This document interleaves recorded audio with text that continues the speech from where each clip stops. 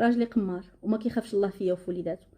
بعد 10 سنين ديال الزواج اكتشفت حاجات خايبين في التليفون واللي مدمن عليه، اقلهم القمر وحوايج ما فيهم ما يتقال.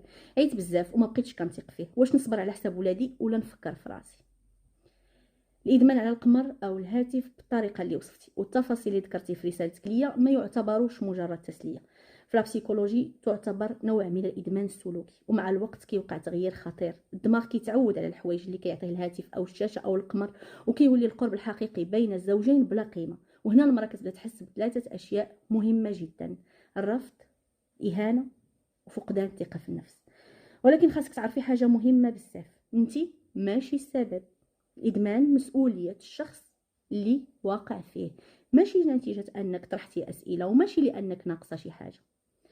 دابا السؤال الحقيقي هو: واش الزوج واعي بالمشكل ومستعد يعالجه بصدق؟ حيت الادمان ما كيتحلش بالوعود ولا بكلمه غادي نتبدل شي نهار.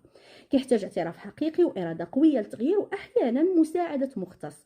اما الا بقات نفس الدائره، اعتذار، وعود، ثم رجوع لنفس السلوك، فهنا الزوجه مع الوقت تنهك نفسيا وكتلقى راسها كتعيش في بيت فيه زوج ولكن بلا قرب حقيقي.